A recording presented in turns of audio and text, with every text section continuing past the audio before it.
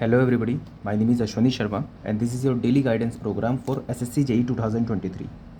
आज आपका full test day है और आपको एक फुल टेस्ट अटैम्प्ट करना है। ये मैं आपको बताऊंगा कौन सा करना है।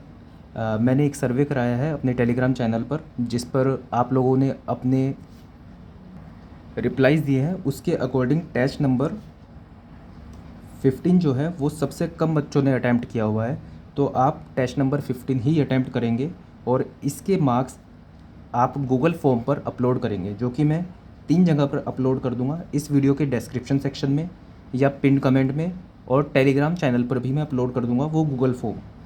तो आपको अपने मार्क्स गूगल फॉर्म में अपलोड करने हैं ताकि आप अपनी परफॉर्मेंस को एनालाइज कर सको बाकी बच्चों के साथ कंपेयर करके। तो ये टेस्ट आपको टेक्स्ट बुक की टेस्ट सीरीज़ से मिल जाएगा। दूसरी चीज़, अगर आपके पास टेक्स्ट बुक की टेस्ट सीरीज़ नहीं है, आपके पास दूसरी कोई और टेस्ट सीरीज़ है, तो आप वहाँ से भी अटैम्प्ट कर सकते हो और अपने मार्क्स आप अपलोड कर सकते हो। उसमें कोई इशू नहीं है, लगभग आसपास ही रहती हैं चीज़ें। और अगर आपके पास टेक्स्ट बुक की टेस्ट सीरीज़ नहीं है, दूसरी कोई टेस्ट सीरीज़ भी नहीं है, तो फिर आप टेक्स्ट बुक की टेस्ट सीरीज़ ही परचेज़ करो और उसका प्रो वर्ज़न परचेज़ कर लेना। 300 के आसपास आ जाता है 1 साल का। और अगर आप NEFWB7 ये कोड यूज़ करोगे तो 10% आपको डिस्काउंट भी मिल जाएगा। नीचे लिंक आपको मिल जाएगा पिन कमेंट में। तो आपको ये फुल टेस्ट अटैम्प्ट करने से पहले कुछ चीज़ों का ध्यान रखना है ताकि एक 5-10 नंबर का बूस्ट आपको मिल सके आपके टेस्ट में। और ये इसका फ़ायदा आपके कॉन्फिडेंस में बूस्ट होके भी होगा, प्लस आपको रियल एग्ज़ाम में भी इसका काफ़ी फ़ायदा होगा। तो कुछ पॉइंट्स मैंने नोट डाउन किए हैं जो कि बहुत जेन्युइन और बहुत नॉर्मल पॉइंट्स हैं, लेकिन आपको इन सब का ध्यान रखना पड़ेगा। ठीक है। पहला, an exam before the exam. ये एग्ज़ाम ही है, ये कोई मॉक टेस्ट नहीं देने जा रहे हो आप कल, ये एक आप एग्ज़ाम ही देने जा रहे हो। इस बात को अपने दिमाग में बहुत ध्यान से रखना है आपको। तो ये मॉक टेस्ट नहीं है, ये एक रियल एग्ज़ाम ही है और आपको इसको रियल एग्ज़ाम की तरह ही देना है। ये जो गूगल फॉर्म में जब आप लोग अपलोड करोगे अपने मार्क्स, तो बाद में देखना कि आपकी कितनी रैंक वहाँ पर आई है, कितने आपके मार्क्स आए हैं, बाकी बच्चों के कितने मार्क्स आ रहे हैं। ज़्यादा सीरियसली मत लेना, लेकिन हाँ, एक कंपटीशन के भावना से आप देखोगे इस चीज़ को तो आप ज़्यादा अच्छा परफॉर्म भी कर पाओगे। और दूसरी बात, एक रियल वाली फीलिंग आपको आएगी। ठीक है। तो इस एग्ज़ाम को आपको सीरियसली ही लेना है। ऐसा नहीं करना है कि आपने 2 घंटे के लिए एग्ज़ाम स्टार्ट किया, फिर पॉज करके चले गए पानी पीने, टॉयलेट करने, खाना खाने। 2 घंटे का एग्ज़ाम है, तो वहाँ पर जिस तरह से बिहेव करते हो बिल्कुल ऐसे ही बिहेव करना है आपको जैसा आप रियल एग्ज़ाम में बिहेव करते हो। तो बिल्कुल आपको आज ही नोट डाउन कर लेना है रात के टाइम कि आप कल को कितने बजे एग्ज़ाम देने वाले हो। दूसरा, आपको मिमिक करनी है सारी रियल कंडीशंस को। सभी तो नहीं कर पाओगे, लेकिन जितनी भी आपको ऐसा लगे कि आप रियल कंडीशंस को एज़ इट इज़ फॉलो कर सकते हो, उतना करना है। जैसे आपने अपना स्टेटस अगर आ गया होगा तो स्टेटस देख लिया होगा, उससे मैंने देखा नहीं है कि किस तरह से आया है स्टेटस। एटलीस्ट आपको अपनी शिफ्ट के बारे में शायद पता चल गया हो, बाकी नहीं पता चला है तो उसमें मैं ज़्यादा नहीं कह सकता, लेकिन हाँ, उसके अकॉर्डिंग ही आपको कल को एग्ज़ाम अपना अटैम्प्ट करना है। वो आप टाइम देख लेना। अगर स्टेटस नहीं आया है और उसमें टाइम मेंशन नहीं है, तो अभी आप डिसाइड कर लोगे कि कल को मुझे कितने बजे टेस्ट देना है। अगर 9 बजे आपने डिसाइड किया है तो फिर 9 बजने 15 मिनट पे आपको कुछ भी दिक्कत आ रही है तो उससे कुछ फ़र्क नहीं पड़ेगा, आपको 9 बजे ही एग्ज़ाम देना है। इसलिए रात को सोचना है आपको कि मुझे कितने बजे एग्ज़ाम देना है, और फिर बिल्कुल एग्जैक्टली उसी टाइम पे आपको एग्ज़ाम स्टार्ट करना है।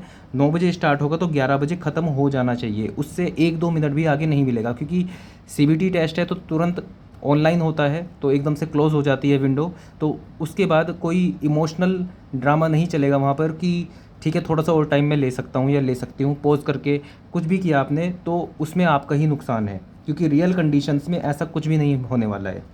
तो आपको इस एग्ज़ाम को सीरियसली लेना है, सभी कंडीशन को रियल को फॉलो करना है। दूसरा, आपकी ऐसी कंडीशन भी होगी कि जैसे 1.5 घंटा करने के बाद बोर हो गए आप और आपको लग रहा है कि यार थोड़ा सा रुक के मैं ताकि अच्छा परफॉर्म, आपको रियल एग्ज़ाम की तरह ही परफॉर्म करना है, रियल एग्ज़ाम की तरह ही बिहेव करना है। तो जैसा आप वहाँ करने जा रहे हो वैसा ही यहाँ पे करना है, और ऑनेस्टली सीरियसली आपको इसको फॉलो करना है। तो भले ही इससे आपके शायद थोड़े मार्क्स कम हो जाएं, लेकिन रियल एग्ज़ाम में आपको इसका फ़ायदा ही मिलने वाला है। तो आपको हर एक चीज़ को ध्यान में रख के एग्ज़ाम देना है ये कल वाला। दूसरा, नेगेटिव मार्किंग और गैस वर्क पे बहुत अच्छा ध्यान रखना है आपको और अपनी कॉमन सेंस का यूटिलाइज़ करना है। कुछ एग्जांपल से मैं आपको ये बताऊंगा। पहला, नेगेटिव मार्किंग और गैस वर्क। अगर आपके दिमाग में ये गलतफहमी है कि आपको 200 क्वेश्चन में से 100 बहुत अच्छे से आते हैं तो आप 100 करके आ जाओगे और आपके 100 ही मार्क्स आ जाएंगे और आपका सिलेक्शन हो जाएगा, तो इस गलतफहमी से थोड़ा बाहर आओ। काफ़ी सारे टीचर डायरेक्टली बस एक्यूरेसी एक्यूरेसी एक्यूरेसी 100% एक्यूरेसी की बातें करते रहते हैं, लेकिन रियल लाइफ में ऐसा नहीं होता। अगर आपको 100 बहुत अच्छे से क्वेश्चन आते हैं तो 100 में से 100 नंबर नहीं आएंगे आपके, 5-6 क्वेश्चन आपके गलत हो ही जाएंगे। मैं चाहता हूँ कि जितना आपको आता है उतना आप अच्छे से करो, वो बात बिल्कुल सही है कि हाँ, ऐसा भी हो सकता है कि 100 आपने किए, 100 में से 100 सही हो जाए, लेकिन बात ये होती है कि 100 में से आते सही में 90 ही हैं और जो बाकी के 10 होते हैं तो आप सोचते हो कि ये शायद आपको आता है और उसमें तुक्का मार देते हो, तो वो गलत भी हो जाता है। ठीक है, तो मेरा कहना ये है कि कल आप अटैम्प्ट करोगे नेगेटिव मार्किंग के हिसाब से भी। मतलब अगर 4 ऑप्शन है, 4 ऑप्शन में से सबसे पहली बात, अगर 2 ऑप्शन आपने हटा दिए तो आपको 2 ऑप्शन में से टिक करना ही पड़ेगा। उसमें कोई सोचने वाली बात है ही नहीं कि इसके अंदर 2 नहीं आते, बाद में देख लूँ। जिस टाइम पे आपने 2 हटा दिया ऑप्शन कि इन दोनों में से नहीं होगा, तो तभी टिक कर देना, भले ही उसको मार्क फॉर रिव्यू रख लेना, लेकिन तभी की तभी टिक कर देना, वरना बाद में नहीं आ पाओगे उस क्वेश्चन पे। ठीक है, दूसरा, ये तो हो गया, ये तो बहुत जेन्युइन सी कंडीशन हो गई, इसमें तो आपको कुछ सोचना है ही नहीं, तब तो आपको 2 में लगा देना है। लेकिन अब 1/4 मार्किंग है, तो अगर 4 ऑप्शन में से एक ऑप्शन भी आपने हटा दिया है, तब भी आप 3 ऑप्शन में से थोड़ा सा सोच समझ के आप गैस करोगे। ठीक है, मार्क फॉर रिव्यू कर लेना, लेकिन हाँ, टिक जरूर कर देना इसको भी। आप देखना, सिर्फ इन दोनों की हेल्प से ही आपके 15 मार्क्स के आसपास बिल्कुल बढ़ जाएंगे। ठीक है, अटैम्प्ट भी आपका ज़्यादा होगा, कुछ आपके जो आते हुए गलत होने वाले होंगे वो कंपनसेट भी होंगे इससे, और अल्टीमेटली आपको 10 से 15 मार्क्स का एडवांटेज ज़रूर ही मिलेगा इससे। दूसरी बात, फिर भी आपके मन में ये रहेगा कि मेरी लाइफ का सवाल है, मैं तो नहीं कर पाऊँगा, तो आप बस मेरे कहने पे इतना मान लो कि अभी ये जो आपका मॉक टेस्ट आप देने जा रहे हो कल को, इसमें ये चीज़ अप्लाई कर लेना। अगर आपको फ़ायदा लगे तो फिर रियल एग्ज़ाम में अप्लाई कर देना, अगर फ़ायदा नहीं लगे तो रियल एग्ज़ाम में अप्लाई मत करना। अगर आपको अभी भी फ़ायदा लगे, फिर भी आप सोचो कि नहीं रियल एग्ज़ाम में नहीं करूँगा, तो मत करना। लेकिन मेरे कहने पे कल तो इस चीज़ को अप्लाई करके देख लेना। 2 ऑप्शन हटा दिए तब तो करना ही है, बाकी एक ऑप्शन हटा दिया तब भी 3 ऑप्शन में से थोड़ा सोच समझ के टिक कर देना है आपको। ठीक है, कॉमन सेंस का इस्तेमाल करना है। कॉमन सेंस का इस्तेमाल जैसे वो ऑप्शन चेकिंग में आएगा। जैसे आपके सामने एक क्वेश्चन आया, मान लो आपने लेमिनार फ्लो नहीं पढ़ा हुआ है, लेमिनार फ्लो के बारे में कुछ नहीं पढ़ा हुआ है, उसमें एक क्वेश्चन आपसे पूछ लिया गया कि जो पाइप फ्लो है उसमें एवरेज वेलोसिटी और मैक्सिमम वेलोसिटी का रिलेशन बता दो। तो उसके अंदर 4 ऑप्शन आपके पास आए, ए, बी, सी, डी। तो उसमें बोला आपको U average is equal to U max की कितनी होती है। तो आपके पास ऑप्शन आया 0.5 of you max, 2 time you max, 1.5 times of you max, 2/3 of 2/3 of you max. ठीक है, तो ये आपके पास ऑप्शन आया। अब आपने लेमिनार फ्लो के बारे में कुछ पढ़ा ही नहीं है, लेकिन कॉमन सेंस का इस्तेमाल ज़रूर करना है। हर जगह पे नहीं लगेगा, लेकिन काफ़ी जगह पर लग भी जाएगा। आपसे पूछा है एवरेज वेलोसिटी मैक्सिमम की कितनी होती है, तो इतना तो कॉमन सेंस लगा सकते हो कि एवरेज वेलोसिटी जो होगी वो मैक्सिमम से कम ही होगी। ठीक है, तो एवरेज वेलोसिटी हमेशा मैक्सिमम से कम होगी, तो एवरेज वेलोसिटी 2 टाइम्स तो यू मैक्स की नहीं हो सकती, 1.5 भी नहीं हो सकती। अब ये और ये 2 ऑप्शन में आपका बच गया। अब पाइप के केस में 0.5 होता है, ये बात सही है, लेकिन ज़रूरी नहीं आपका सही होगा, लेकिन हाँ चांसेस बढ़ जाएंगे आपके। तो आप इन दोनों में से कोई एक तो लगा सकते हो, क्योंकि आपने लेमिनार फ्लो नहीं पढ़ा है तो एग्जैक्ट नहीं पता है, लेकिन हाँ इतना ज़रूर पता है कि ये दोनों नहीं हो सकते। ठीक है, ऐसे ही बहुत सारे एग्जाम्पल हो सकते हैं, मैंने आपको बस एक एग्जाम्पल बता दिया कि कॉमन सेंस का इस्तेमाल करके जो आपने नहीं भी पढ़ा हुआ है उसके भी आप आंसर लगा सकते हो, एटलीस्ट ऑप्शन चेकिंग से कर सकते हो। ठीक है, इसलिए आपको मैक्सिमम क्वेश्चन अटैम्प्ट करने हैं विद एक्यूरेसी। तो मैक्सिमम अटैम्प्ट कैसे कर पाओगे कि आपकी नॉलेज का एक एक कतरा इस्तेमाल होना चाहिए। नॉलेज का एक एक कतरा इस्तेमाल मतलब 4 ऑप्शन थे, 4 ऑप्शन में से आपकी नॉलेज कितनी भी थी उसमें आपने नॉलेज का इस्तेमाल करके एक ऑप्शन हटा दिया। तो अगर आपने एक ऑप्शन हटा दिया तो मतलब आपको इसको टिक करना है। उस नॉलेज का इस्तेमाल करके आपने इसको हटा दिया तो बस आपको टिक करना है। ठीक है, इसी से मैक्सिमम क्वेश्चन अटैम्प्ट होंगे और आपको अल्टीमेटली फ़ायदा ही मिलेगा इसका। ठीक है, एक्यूरेसी जो आपको आता है एटलीस्ट उसको, तो अब जैसे मान लो 4 ऑप्शन में से एक आपने हटाया, अब वो हटाया वो भी गलत हटाया, कुछ उसके अंदर बिना कुछ सोचे समझे हटा दिया, ठीक है, तब वहाँ पे दिक्कत हो सकती है। हाँ, मैं इस चीज़ के खिलाफ हूँ थोड़ा, ये 4 ऑप्शन है, 4 में से कुछ भी नहीं पता और आपने तुक्का लगा दिया, वो थोड़ा गलत है। वैसे 1/4 में ओवरऑल कर सकते हो आप ये भी, लेकिन इतना मैं ज़्यादा वाइल्ड नहीं जाऊँगा इस चीज़ में कि आप उसमें भी लगाओ टिक, तो उसमें आप छोड़ सकते हो। लेकिन एक ऑप्शन को किसी भी तरह से हटा दिया तो बाकी तो 3 ऑप्शन पे टिक कर सकते हो। ठीक है, तो आपको और दूसरा एक्यूरेसी से करना है कि जो चीज़ आपको आती है वो तो आपको सही से करनी है। नेक्स्ट पॉइंट भी यही है कि सिली मिस्टेक की कोई जगह है ही नहीं। कई सारे क्वेश्चन आपने एनालाइज़ किया होगा, अभी आपने इतने सारे टेस्ट दिए होंगे कि कितने सारे क्वेश्चन आपने ऐसे होंगे, जैसे 10-15 क्वेश्चन ऐसे होते हैं जो आते हुए गलत हो जाते हैं। अगर आप आते हुए क्वेश्चन भी गलत करोगे तो जो टफ क्वेश्चन है जो कि पता ही नहीं है आपको, तो वो कैसे कर पाओगे आप। तो पहली चीज़ तो यही है कि आपको किसी भी तरह करके धीरे धीरे करके आपको मार्क्स अपने बटोरने हैं। जैसे कोई क्रिकेट का मैच हो रहा है, बहुत बड़ा लक्ष्य मिला है आपको, तो ऐसा नहीं कि चलो ठीक है मार धाड़ अलग चीज़ है, लेकिन सिंगल सिंगल करके आपको धीरे धीरे आपको 100 मार्क्स के पास पहुंचना है। सीधा यही सोच के नहीं चलना है कि 150 मार्क्स क्रॉस करूंगा मैं तो डायरेक्टली। आपको एक एक क्वेश्चन कर करके आपको अपने 100 मार्क्स तक पहुंचना है, ताकि आप इंश्योर कर सको कि हाँ मैं प्री क्लियर हो गया मेरा। उसके बाद फिर आगे बढ़ोगे आप कि हाँ मैं प्री में इतने नंबर ले आऊँ कि मेंस में मुझे फ़ायदा हो। तो इस तरह से चीज़ें करनी है। तो सिली मिस्टेक से तो बिल्कुल बचना है। ठीक है, कैसे बचोगे? बिल्कुल अवेयरनेस के साथ आप करोगे तो आप सिली मिस्टेक से बच सकते हो। और अभी भी जितने दिन बचे हैं उसमें जितने क्वेश्चन ज़्यादा आप ट्राई करोगे केयरफुल होके, मतलब घर पे भी आप क्वेश्चन कर रहे हो तब भी केयरफुल होके कर रहे हो, तो सिली मिस्टेक से बचने का वही तरीका होता है। क्योंकि घर पे हम क्वेश्चन जब अटैम्प्ट करते हैं तो वहाँ पर हम केयरलेस हो जाते हैं और कुछ भी टिक कर देते हैं, फिर देखते हैं कि अरे ये तो नहीं था इसका। ठीक है, तो इस तरह से आपको घर में ट्राई करना है। बाकी हाँ, कल को जब एग्ज़ाम दोगे तो बहुत अच्छे से आपको सिली मिस्टेक से बचना है। कई क्वेश्चन बहुत ईजी होते हैं, उसमें आप ये सोच के तो बहुत ईजी है, उस पर ध्यान बिल्कुल नहीं देते। ईजी अगर क्वेश्चन आ गया तो वो आपका एक रन है। ठीक है, आपको उसको बहुत ध्यान से करना है, ताकि उसमें तो आपका 1 नंबर मिल गया ना। दूसरा क्वेश्चन देखा वो भी बहुत ईजी है, उसमें 1 नंबर मिल गया। तीसरा क्वेश्चन टफ था, चलो कोई बात नहीं उसको छोड़ दिया, लेकिन चौथा क्वेश्चन आया वो भी थोड़ा ईजी था, 1 नंबर। एक एक नंबर से ही सिलेक्शन होगा। और ईजी क्वेश्चन के भी उतने ही मार्क्स हैं जितने टफ क्वेश्चन के हैं। ठीक है, तो ईजी में से मार्क्स नहीं घटाने हैं अपने, ईजी वाले तो आने ही चाहिए। मैं फिर से कह रहा हूँ कि एवरेज जो क्वेश्चन होता है, ईजी क्वेश्चन होता है, उनको गलत करने से ही सिलेक्शन रुकता है। टफ़ कई बार टफ़ पेपर आ जाता है तो आप घबरा जाते हो कि यार बहुत टफ़ आया था। टफ़ से कुछ नहीं होने वाला। अगर टफ़ बहुत ज़्यादा आ गया, जीके पूरी टफ़ आ गई कि 25 क्वेश्चन तो पता ही नहीं है कि, तो वो किसी को भी नहीं पता है। एक आधे बच्चे को पता हो, उससे कुछ फ़र्क नहीं पड़ने वाला है। तो टफ़ क्वेश्चन पेपर आने के बाद भी कोई फ़र्क नहीं पड़ता है। फ़र्क इस चीज़ से पड़ता है कि आपने एवरेज क्वेश्चन जो ईजी क्वेश्चन है वो भी आप गलत करके आ गए, क्योंकि टफ़ क्वेश्चन बहुत थे तो आप कॉन्फिडेंस आपका डाउन हो गया। तो ये नहीं है, आपको बस ये चीज़ सोचनी है कि मैंने जितना पढ़ लिया उसमें से ही एग्ज़ाम आया है और वो मैं कर दूंगा।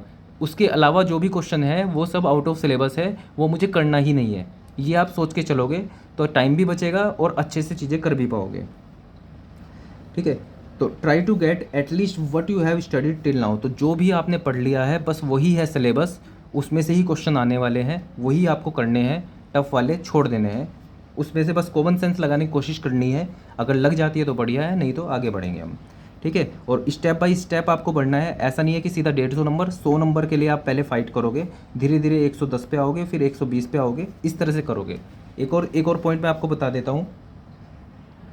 एक ये है कि आप किस सीक्वेंस में क्वेश्चन पेपर को अटैम्प्ट करो। तो 3 पार्ट होते हैं, जीके होता है, रीजनिंग होता है और टेक्निकल होता है।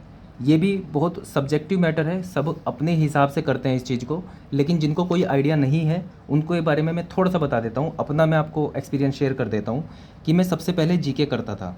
करने का इसका सबसे बड़ा कारण ये था कि कॉन्फिडेंस बूस्ट के लिए मैं करता था। कैसे? आपको 2 घंटे में 200 क्वेश्चन करने होते हैं। अब जीके क्या होता है? जीके ऐसी चीज़ है कि आता है तो आता है, नहीं आता है तो नहीं आता है। तो आप ये 50 क्वेश्चन भी, ठीक है, 50 क्वेश्चन भी 10 से 15 मिनट में कर सकते हो। इवन 10 मिनट में भी आप ये 50 क्वेश्चन गो थ्रू कर सकते हो।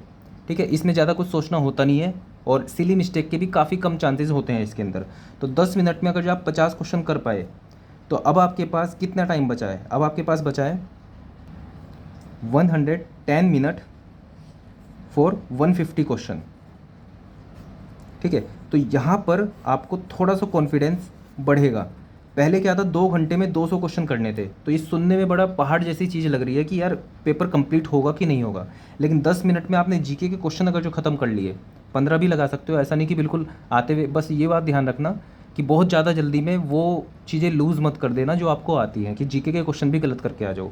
भले ही 15 मिनट लगा देना, लेकिन हाँ, इससे ये होगा कि आपको 110 मिनट में या फिर 100 मिनट में 150 क्वेश्चन करने हैं, तो इससे थोड़ा कॉन्फिडेंस बढ़ेगा आपका। हाँ, ये चीज़ ज़रूर है कि ऐसा मत सोचना कि जैसे जीके के क्वेश्चन है, 10 मिनट में आप 50 क्वेश्चन करने की कोशिश कर रहे हो और इसमें से आपको 30 क्वेश्चन आते ही नहीं है, तो कॉन्फिडेंस लूज़ करने वाली चीज़ नहीं है। मैं फिर से बता रहा हूँ कि टफ़ आएंगे क्वेश्चन, और अगर जो आपको नहीं आते वो किसी और को भी नहीं आते, ये चीज़ सोच के चलना। बाकी के 20 क्वेश्चन कर देना 5 मिनट में, जो आपको आते होंगे उसमें गैस वर्क करके ज़रूर करना। ऐसा नहीं है कि जीके में भी ये मत सोचना कि चारों मतलब एक ही ऑप्शन के बारे में पता है, 30 के बारे में नहीं पता है, हमेशा गलत हो जाता है। कल के मॉक टेस्ट को आप मेरे कहने पे गैस वर्क उसके अंदर कर देना और अपने मार्क्स फिर आप देख लेना। ठीक है, तो अब आपके पास बचेगा रीजनिंग और बचेगा टेक्निकल। अब इसमें आप अपने हिसाब से देख सकते हो रीजनिंग या टेक्निकल, लेकिन इस बात का ध्यान रखना कि अगर आपने रीजनिंग स्टार्ट किया सेकंड नंबर पे, तो इसमें आपको 50 क्वेश्चन मिलेंगे। अब इन 50 क्वेश्चन में से करीब करीब 10 क्वेश्चन ऐसे होते हैं जिनमें बहुत टाइम लगने वाला है। उसके अंदर कोडिंग डिकोडिंग के भी होते हैं, नंबर के भी होते हैं, कई बार आपके पास राउंड टेबल के भी क्वेश्चन आ जाते हैं, सीक्वेंस के क्वेश्चन आ जाते हैं। तो उसमें क्या होता है, उसमें आप भले ही 15 मिनट भी लगा दोगे तब भी वो क्वेश्चन नहीं होने वाला है, ऐसा भी होता है। तो अगर एक बारी में आपका क्वेश्चन रीजनिंग का सोल्व हो रहा है और कोई कैलकुलेशन आपको ऐसा नहीं लग रहा है कि ज़्यादा है, और क्वेश्चन सोल्व करते करते भी आपको महसूस हो रहा है कि भले ही इसमें 2 मिनट लग जाएंगे लेकिन सोल्व हो जाएगा एट लास्ट, तो ही उसको अटैम्प्ट लेना, नहीं तो उसको मार्क फॉर रिव्यू में कर देना। 50 में से 35 से 40 क्वेश्चन बहुत इजी होंगे, वो आप करके आगे बढ़ना। बाकी के जो 15 क्वेश्चन हैं वो लास्ट वाली जब घूम फिर के वापस आ जाओगे तब करना है वो आपको, जब टाइम बच जाएगा। ठीक है, टेक्निकल में लगभग ऐसा होता है कि आप कर ही देते हो उस क्वेश्चन को, नहीं तो वो छूटता ही है। रीजनिंग में ये होता है कि अगर टाइम मिल जाता है तो आप उसको कर देते हो, तो टाइम मिल जाता है मतलब उसको बाद में ही करना है फिर आपको। तो रीजनिंग आप सेकंड नंबर पे अटैम्प्ट करोगे तो ये नहीं है कि 50 के 50 क्वेश्चन करोगे, टाइम ऐसे फालतू का नहीं है कि पूरे 2 घंटे 1.5 घंटा लगा दिया रीजनिंग कंप्लीट करने में। जो क्वेश्चन हो रहे हैं जल्दी जल्दी हो रहे हैं वो रीजनिंग कर लोगे, उसके फिर टेक्निकल पे आओगे। और टेक्निकल में भी कई सारे क्वेश्चन ऐसे होते हैं वो उलझाने के लिए ही होते हैं कि आपको न्यूमेरिकल दे दिया और उसमें इतनी बड़ी कैलकुलेशन दे दी, 4-5 न्यूमेरिकल की वैल्यू लिखने के बाद, एक के अंदर डालने के बाद तब आपके पास आंसर आ रहा है। तो अभी के लिए उसको हटा देना, भले ही आप उसको सोल्व कर सकते हो लेकिन उसको फिर बाद के लिए रख देना और उसके बाद फिर आगे बढ़ना। तो इसलिए 100 क्वेश्चन देख लेना पूरे। सबसे बड़ी बात ये भी होती है कि अगर आपने 200 के 200 क्वेश्चन देख लिए तो इसका मतलब ये है कि आपने इसमें से ईजी क्वेश्चन निकाल के छांट लिए, ईजी और एवरेज क्वेश्चन देख लिए। तो आपके साथ ये नहीं हुआ कि कई बार आप पूरे क्वेश्चन देख ही नहीं पाए, तो जो ईजी और एवरेज क्वेश्चन जो आप कर सकते थे वो छूट जाते हैं आपके पास आपसे। तो इसलिए 200 क्वेश्चन तो देखने ही है और उसका तरीका यही रहेगा। तो ये मैंने ओवरऑल आपको बताया कि इस तरह से सीक्वेंस आपको यूज़ करनी है और इस तरह से आपको क्वेश्चन करने हैं। कल के एग्ज़ाम के लिए ऑल द बेस्ट आप सभी को। और ये पेपर फिर से मैं रिपीट कर रहा हूँ, बिल्कुल एग्ज़ाम की तरह ही देना है और गूगल फॉर्म में आपको मार्क्स अपडेट करने हैं अपने। रीजनिंग, जीके, टेक्निकल, टोटल, आपका नेम और आपकी रैंक, जो भी आपने जो भी आपने टेस्ट दिया है उसमें जो भी आपकी रैंक आई है वो अपडेट आपको करना है। और इसका मैं लिंक आपको शेयर कर दूंगा टेलीग्राम चैनल द सिविल बंदा, या फिर इस वीडियो के नीचे डिस्क्रिप्शन सेक्शन में। तो आज की इस वीडियो के लिए इतना ही। ऑल द बेस्ट आप सभी को कल के एग्ज़ाम के लिए। और ये एग्ज़ाम एक सेमीफाइनल होगा आपके रियल एग्ज़ाम का। ठीक है, तो फिर मिलते हैं कल शाम के टाइम, फिर देखते हैं क्या एनालिसिस हो सकता है इस एग्ज़ाम का। So that's all for this video. All the best कल के एग्ज़ाम के लिए। Thank you.